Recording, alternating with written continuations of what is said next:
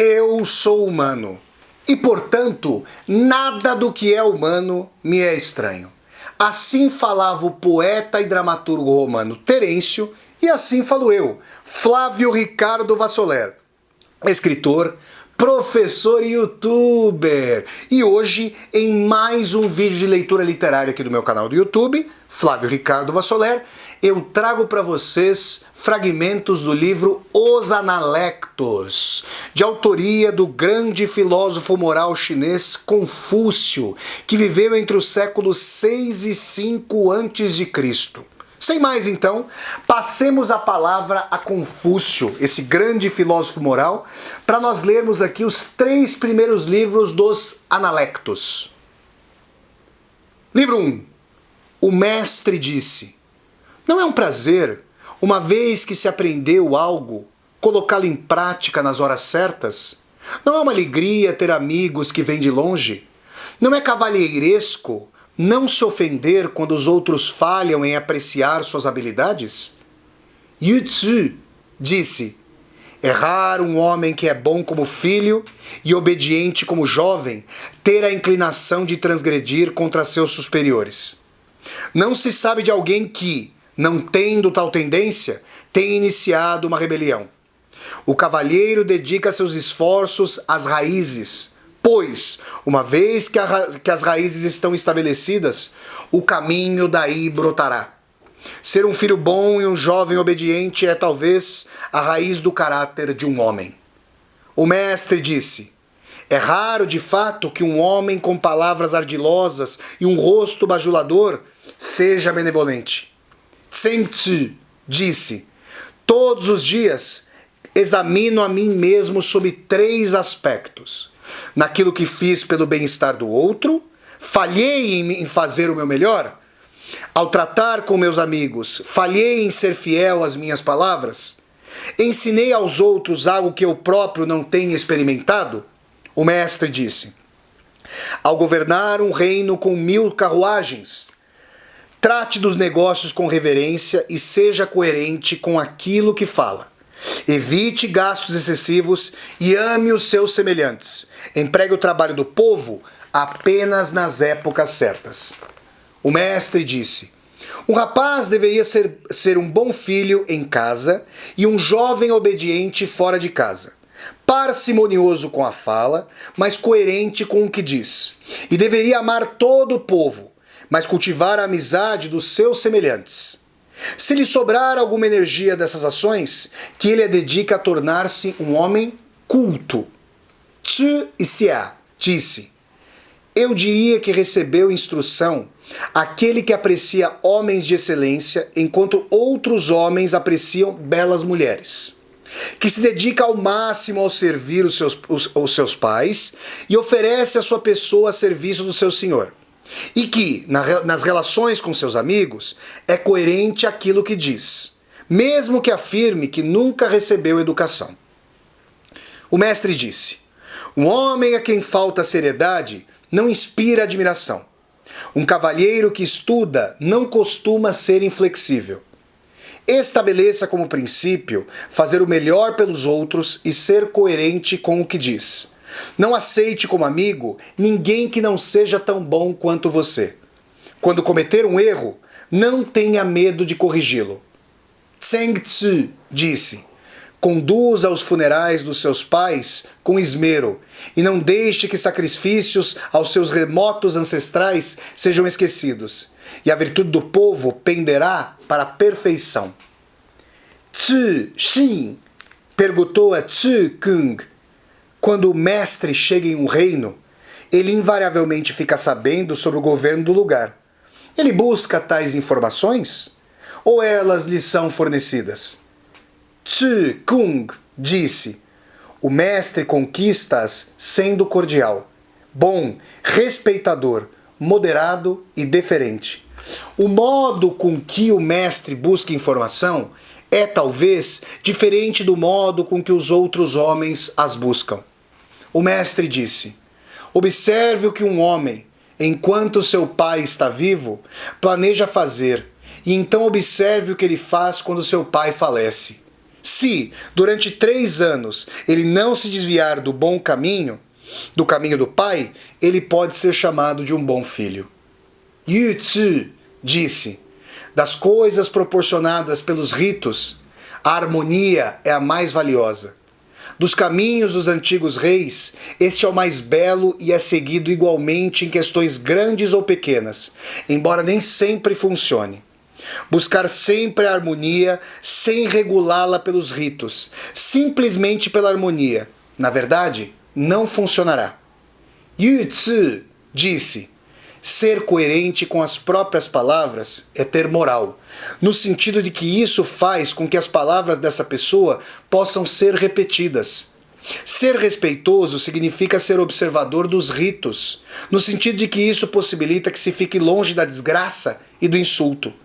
Se, ao promover as boas relações com parentes da sua esposa, um homem consegue não perder a boa vontade de seus próprios parentes, então ele merece ser considerado o chefe do clã. O mestre disse, o cavalheiro não almeja nem uma barriga cheia, nem uma casa confortável. Ele é rápido na ação, mas cauteloso com o que diz. Ele se dirige a homens virtuosos para receber orientação. Tal homem pode ser descrito como alguém ávido por aprender. Tzu Kung disse, pobre sem ser servil, rico sem ser arrogante. O que o senhor pensa desse provérbio? O mestre disse, é bom, mas melhor ainda é pobre, mas alegre no caminho. Rico, porém observador dos ritos. Tzu Kung disse, as odes dizem, cortado como osso, polido como chifre, esculpido como jade, moído como pedra. O que o senhor disse não é um caso semelhante? O mestre disse, se apenas com um homem como você pode outro homem discutir as odes. Diga algo a este homem e ele poderá ver sua relevância em relação ao que não foi dito. Não é quando os outros falham em apreciar suas habilidades que você deveria ficar incomodado. Mas antes, quando você falha em apreciar as habilidades dos outros. Agora, pessoal, o livro 2. O mestre disse, o governo pela virtude pode ser comparado à estrela polar, que comanda a homenagem da multidão das estrelas sem sair do lugar. O mestre disse, as odes são 300, em número. Podem ser resumidas a uma frase, não se desvie do caminho. O mestre disse, guie-o por meio de editos, mantenha-o na linha com punições, e o povo se manterá longe de problemas, mas não será capaz de sentir vergonha. Guie-o pela virtude, mantenha-o na linha com os ritos, e o povo, além de ser capaz de sentir vergonha, reformará a si mesmo. O mestre disse, aos 15 anos, dediquei-me de coração a aprender. Aos 30, tomei uma posição. Aos 40, livrei-me das dúvidas. Aos 50, entendi o decreto do céu. Aos 60, meus ouvidos foram sintonizados. Aos 70, segui o meu coração, sem passar dos limites. Meng Yi Tzu perguntou sobre piedade filial. O mestre respondeu, nunca deixe de obedecer. Fan Shi estava conduzindo. O mestre contou-lhe sobre a audiência. Meng Sun me perguntou sobre piedade filial. Eu respondi, nunca deixe de obedecer. Fan Shi perguntou, o que isso significa? O mestre disse, quando seus pais estão vivos, obedeça aos ritos ao servi-los. Quando eles morrerem, obedeça aos ritos ao enterrá-los. Obedeça aos ritos ao sacrificar-se por eles. Meng Wu Po perguntou sobre piedade filial. O mestre disse, não dê ao seu pai e à sua mãe nenhuma outra causa de preocupação além da doença. Tzu Yu perguntou sobre piedade filial. O mestre disse, hoje em dia, ser filial não quer dizer mais do que ser capaz de prover seus pais com comida. Até mesmo cães e cavalos são, de algum modo, alimentados. Se um homem não mostra reverência, qual é a diferença? Tzu Xia perguntou sobre piedade filial. O mestre disse: o que é difícil é a atitude das pessoas. Quanto aos jovens tomarem para si o fardo quando há trabalho a ser feito, ou deixarem os velhos aproveitarem o vinho e a comida quando há, isso dificilmente merece ser chamado de filial. O mestre perguntou: posso falar com Yi o dia inteiro sem que ele discorde de mim sobre qualquer coisa. Poderia parecer que ele é estúpido. Entretanto, quando examino melhor o que ele faz privadamente, depois que saiu da minha presença, descubro que, de fato, joga alguma luz sobre o que eu disse. Yi não é estúpido, afinal de contas.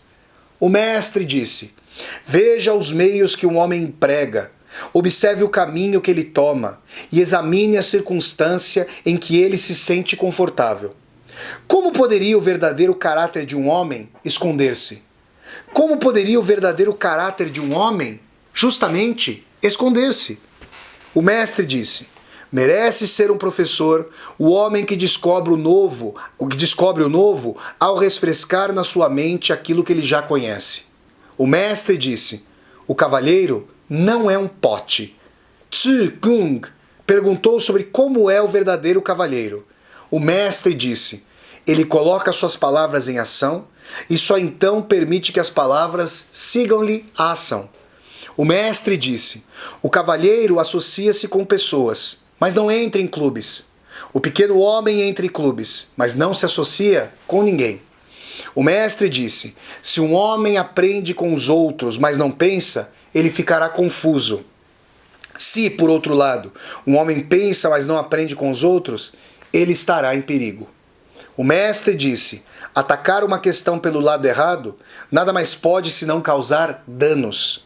O mestre disse: Yu, vou lhe contar o que há para saber. Dizer que você sabe quando você sabe e dizer que você não sabe quando não sabe, isso é conhecimento.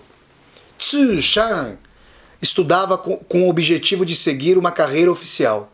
O mestre disse: use seus ouvidos amplamente, mas deixe de fora o que é duvidoso. Repita o resto com cuidado, e você cometerá poucos erros. Use seus olhos amplamente e deixe de fora o que é perigoso. Coloque o resto em prática com cautela, e você terá poucos arrependimentos. Quando ao falar você cometer poucos enganos e ao agir tiver poucos arrependimentos, uma carreira oficial decorrerá com certeza. O Duque Ai perguntou: o que devo fazer para que o povo me admire? Confúcio, o mestre, respondeu: promova os homens corretos e coloque-os acima dos desonestos, e o povo o admirará. Promova os homens desonestos e coloque-os acima dos homens corretos, e o povo não o admirará. Shi Kang perguntou: como se pode inculcar no povo a virtude da reverência, de dar o melhor de si e com entusiasmo? Confúcio, o mestre, disse: governe-o com dignidade, e o povo será reverente. Trate-o com bondade, e o povo dará o melhor de si. Promova os homens bons e eduque os mais atrasados, e o povo ficará tomado de entusiasmo. Alguém disse para Confúcio: por que o senhor não faz parte do governo? O mestre disse: o livro da história diz: um homem pode exercer influência no governo simplesmente sendo bom filho e amistoso com seus irmãos. Ao agir dessa forma, um homem estará, de fato, fazendo parte do governo. Como ousam perguntar sobre ele fazer ativamente parte do governo? O mestre disse: não entendo como pode ser aceitável um homem que é desleal com suas palavras. Se falta um prego na canga de uma grande carruagem ou nos arreios de uma pequena carruagem, como pode-se esperar que o carro vá em frente? Tzu Shang perguntou: pode-se prever como será o futuro daqui a 10 gerações? O mestre disse: os Yin basearam-se nos ritos de Xia. Pode-se saber o que foi acrescentado e o que foi omitido. Os Shou basearam-se nos ritos de Yin. Pode-se saber o que foi acrescentado e o que foi omitido. Se houver sucessores ao Shou, pode-se saber como serão, até mesmo daqui a 100 gerações. O mestre disse: Oferecer sacrifício ao espírito de um ancestral que não é nosso é bajulação. Não fazer o que é certo demonstra falta de coragem. Agora, pessoal, o último livro que eu vou ler para vocês, o livro 3. Confúcio disse da família Xi. Eles usam 8 fileiras de dançarinas cada um, para performances no jardim. Se isso pode ser tolerado, o que não pode ser tolerado? As 3 famílias receitavam Yung quando as oferendas sacrificiais estavam sendo retiradas. O mestre disse: como plateia figuravam os grandes senhores. Em dignidade solene estava o imperador. Que aplicação isso pode ter nos salões das 3 famílias? O mestre disse: o que pode um homem fazer com os ritos se ele não é benevolente? O que pode um homem fazer com a música se ele não é benevolente? Lin Fan perguntou sobre o fundamento dos ritos. O mestre disse: uma nobre pergunta, de fato. Com os ritos é melhor pecar pela simplicidade do que pela extravagância. Em matéria de luto, é melhor pecar pela tristeza do que pela formalidade. O mestre disse: tribos bárbaras com seus líderes são inferiores aos reinos chineses sem líderes. A família Xi estava indo fazer sacrifícios para o Monte Tai. O mestre disse para Zhang Xiu: você não pode impedi-los? Não, não posso. O mestre disse: mas quem pode imaginar que o Monte Tai desconhece os ritos assim como Lin Fang? O mestre disse: não há competição entre cavalheiros. O mais próximo disso é, talvez, no tiro com arco. No tiro com arco, eles se curvam e dão lugar um para o outro quando iniciam. E, ao terminarem, bebem juntos. Até mesmo a maneira com que competem é cavalheiresca. Tsu Xia perguntou. Seu encantador sorriso com covinhas, seus belos olhos esgazeando, padrões de cores em seda lisa. Qual o significado de tais linhas, mestre? Confúcio disse: as cores são acrescentadas após o branco. E a prática dos ritos também vem depois? O mestre disse: é você, Shang, quem iluminou o texto para mim. Apenas com um homem como você é possível discutir as odes. O mestre disse: posso falar sobre os ritos de Xia, mas o reino de Xi não preservou evidências suficientes. Posso falar sobre os ritos de Yin, mas o reino de Sung não preservou evidências suficientes. Isso é porque não há registros suficientes nem homens de erudição. Não fosse assim, eu poderia sustentar o que digo em evidências. O mestre disse: não quero assistir à parte do sacrifício Ti, que vem depois da libação de abertura ao personificador. Alguém perguntou sobre o significado do sacrifício Ti. O mestre disse: não é algo que eu entenda, pois quem entender terá capacidade para gerenciar o império com tanta facilidade quanto se o tivesse aqui, apontando para a palma da mão. Sacrifício presente disse que significa sacrifique aos deuses como se os deuses estivessem presentes. O mestre, entretanto, disse: a menos que eu participe do sacrifício, é como se eu nada tivesse sacrificado. Wang Sun Xia disse: melhor homenagear o fogão da cozinha do que o canto sudoeste da casa. O que significa? O mestre disse: o ditado está errado. Quando você ofende o céu, não adianta voltar suas preces para nenhum outro lugar. O mestre disse: a cultura de Shu resplandece, tendo o exemplo de 2 dinastias anteriores. Sou a favor do Shu. Quando o mestre entrou no grande templo, ele fez perguntas sobre tudo. Alguém observou: quem disse que o filho do homem de Tsu entendia os ritos? Quando ele entrou no grande templo, ele fez perguntas sobre tudo. O mestre, ao ouvir isso, disse: fazer perguntas é, em si, o ritual correto. O mestre disse: no tiro com arco, o objetivo não reside em perfurar o arco, pela razão de que a força varia de homem para homem. Essa era a ideia da antiguidade. Tsu Kung queria libertar a ovelha sacrificial no anúncio da lua nova. O mestre disse: Su, você está relutando em se desfazer do valor da ovelha, mas eu reluto em ver o fracasso do ritual. O mestre disse: você será visto pelos outros como alguém bajulador se observar cada detalhe dos ritos ao servir o seu senhor. O Duque Ting perguntou: de que modo o governante deveria empregar o serviço dos seus ministros? Qual o modo com que o ministro deveria servir ao seu governante? Confúcio respondeu: o governante deveria empregar o serviço dos seus ministros de acordo com os ritos. O ministro deveria servir o seu governante dando o melhor de si. O mestre disse: no Quan Shu há alegria sem futilidade e tristeza sem amargura. O Duque Ai perguntou a Tsai Wu sobre o altar de sacrifício ao deus da terra. Tsai Wu respondeu: os Xia usavam o pinho, os Yin usavam o cedro, e os homens de Shu usavam castanheira. Li, dizendo que fazia o povo tremer. Li. O mestre, ouvindo a resposta, comentou: não se explica o que já está feito, não se discute sobre o que já foi realizado, e não se condena o que já passou. O mestre disse: Quan Shun era, de fato, um vassalo de pouca capacidade. Alguém observou: Quan Shun era frugal, então Quan Shun mantinha 3 estabelecimentos independentes, cada um com uma equipe própria. Como poderia ele ser chamado de frugal? Nesse caso, Quan Shun entendia os ritos?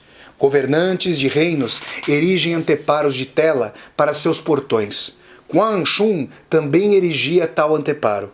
O governante de um reino, quando recebe o governante de outro reino, tem um suporte especial para descansar sua xícara. Quan Shun igualmente tinha tal suporte. Se até Quan Shun entendia os ritos, quem não os entende? O mestre conversou sobre música com um grande musicista de Lu, dizendo: isso é o que se pode saber sobre música. Começa sendo tocado em uníssono. Quando flui totalmente, é harmoniosa, límpida e contínua. Desse modo, chega à conclusão.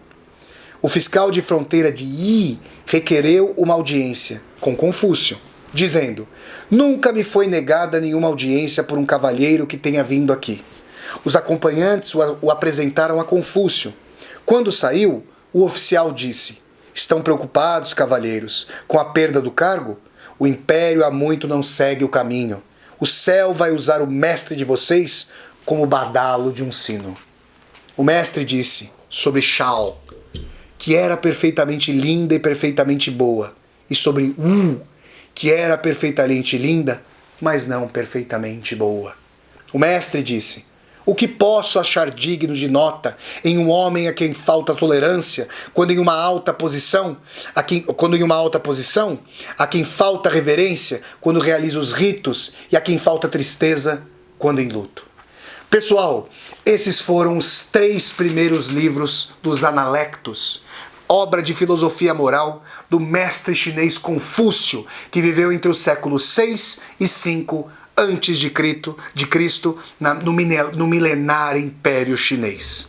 Se vocês gostaram de mais esse vídeo de leitura literária aqui do meu canal do YouTube, peço que vocês deem um like no vídeo, curtam o vídeo, disseminem o vídeo pelas redes sociais para que nós possamos chegar cada vez mais e mais pessoas. Se você está chegando pela primeira vez ao canal, seja muito bem-vindo e bem-vindo. Eu peço que você se inscreva aqui no canal e toque a sinetinha para poder receber as notificações. Aqui embaixo do vídeo, deixe o seu comentário para que eu possa conversar com você. E mais, aqui embaixo do vídeo também tem uma tecla chamada Seja Membro. Se você gosta das minhas aulas ao vivo, das minhas resenhas de livros, das minhas resenhas de filmes, dos meus vídeos de leitura literária, considere a possibilidade de se tornar humanista, membro do canal e apoiar financeiramente o canal para que eu possa dar continuidade a essa universidade aberta. Então é isso, pessoal. Até o próximo vídeo de leitura e tchau, tchau!